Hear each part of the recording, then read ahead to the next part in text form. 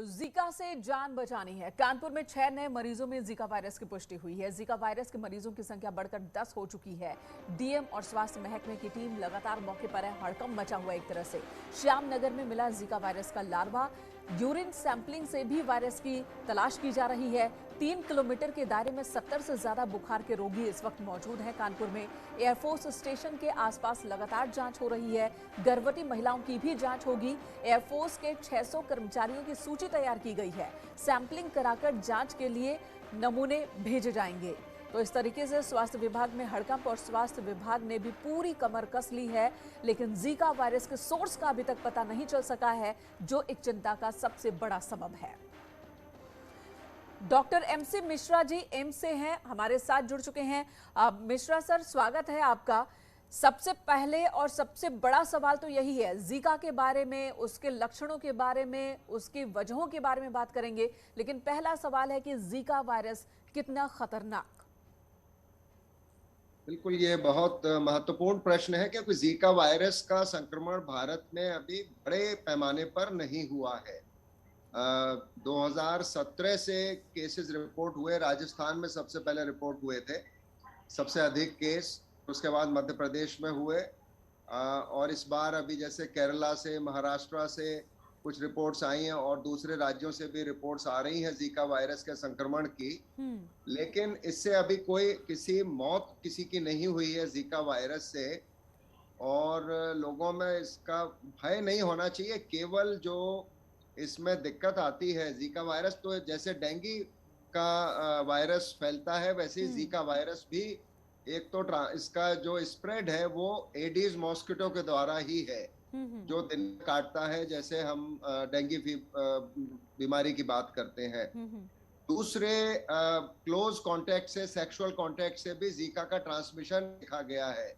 तीसरा, जो गर्भवती महिलाएं हैं उनमें अगर हो जाता है, और अगर ये शुरू का उनका गर्भधारण है, शुरू के 12 हफ्ते हैं, तो उसमें जीका के संक्रमण से हम लोग एक टर्म होती है माइक्रोकेफेली, जिसमें ब्रेन का डेवलपमेंट नहीं हो पाता है ठीक से। वो भी ब्राजील में एक सबसे बहुत पहले बड़ा इसके संकट है। एमसी तो मिश्रा जी, जो हाँ। आपने बताया कि जीका वायरस से मौत की संख्या वैसी नहीं कि उससे परेशान हुआ जाए, डरा जाए, लेकिन हाल ही में लोगों ने कोरोना को झेला है। कोरोना को झेलने के बाद जैसे ही कोई एक नई बीमारी, नए वायरस, नए संक्रमण और शब्द आता है तो दहशत जाहिर सी बात है लोगों में ज्यादा देखने को मिल रही है। जो संक्रमण बढ़ने की रफ्तार है जीका वायरस की, वो अभी तक कैसी देखने को मिल रही है आपको? चिंताजनक है या कंट्रोल हम कर लेंगे वक्त रहते?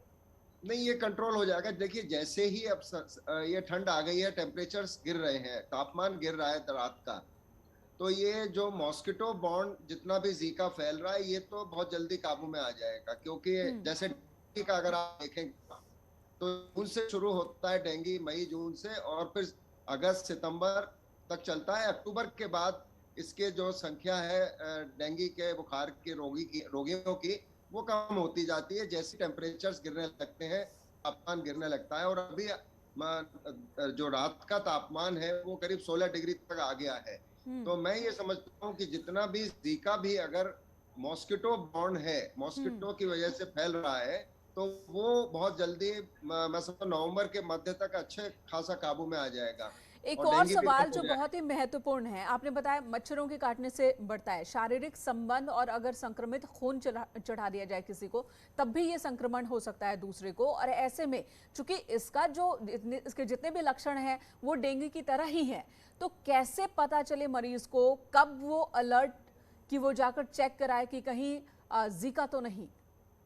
इसमें जो थोड़ा सा फर्क है कि इसकी जो जीका के जो लक्षण है वो थोड़े से कम सीवियरिटी के होते हैं। जैसे बुखार होगा तो हल्का होगा, माइल्ड होगा, रैश हो सकता है, थोड़ा आंख में कंजंक्टिवाइटिस भी हो सकती है, मसल और जॉइंट पेन जो हर एक वायरल फीवर में होते हैं इसमें भी होते हैं, मेलेज माने थकान आपको लग रही है वो भी सब में होते हैं, सिर में दर्द भी सभी वायरल बुखार में होता है। और ये 2 से 7 दिन तक रहते हैं इसके लक्षण। और इसका जो इंक्यूबेशन पीरियड, जैसे मान लीजिए कब इन्फेक्शन हुआ और कब लक्षण होंगे, उसका भी जो ड्यूरेशन है, उसकी जो म्याद है वो भी 3 दिन से लेके 14 दिन तक है, जैसे कोविड की होती है।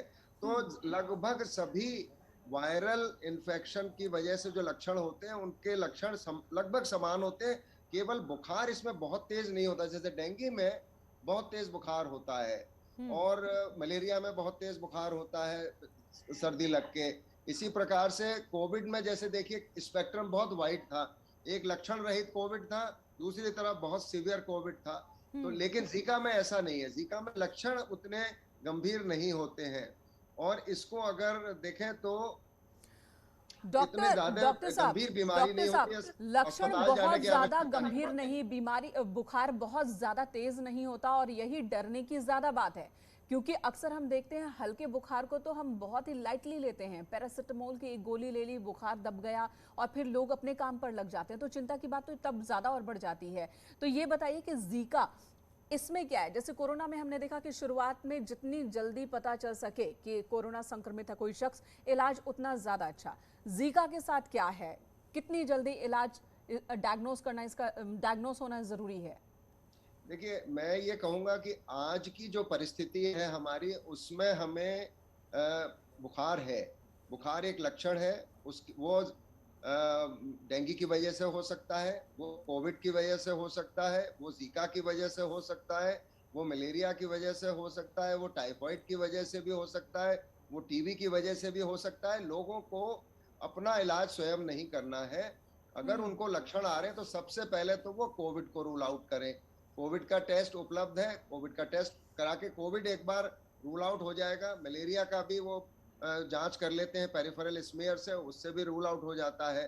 तो ये डायग्नोसिस एक्सक्लूजन होगी कि ये अभी बहुत बड़ी तादाद में जीका चूंकि नहीं फैला हुआ है, कुछ ही केसेस रिपोर्ट हुए हैं, इसलिए जीका की जो डायग्नोसिस है it will be a process of exclusion, कि आपने कोविड को एक्सक्लूड कर दिया, आपने डेंगू को एक्सक्लूड कर, ये दोनों ज्यादा गंभीर कर सकते हैं किसी के स्वास्थ्य को और उससे मृत्यु हो सकती है, चाहे कोविड हो चाहे डेंगू हो।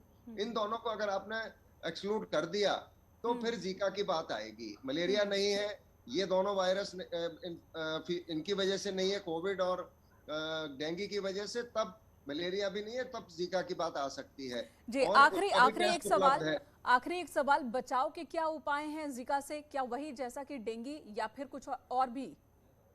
बिल्कुल, जैसे न डेंगू का कोई डेफिनेट इलाज है, किसी भी वायरस का कोई डेफिनेट इलाज नहीं है, इसी प्रकार से जीका का भी कोई इलाज नहीं है।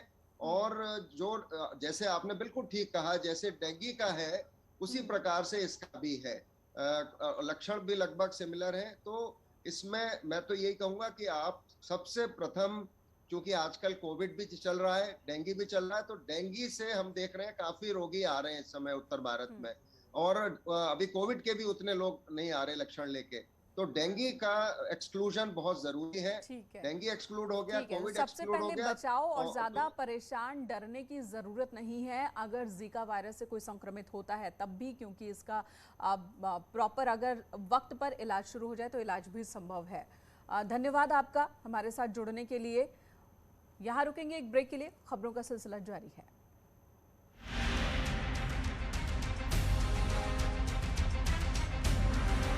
लोग मौके पर पहुंचे।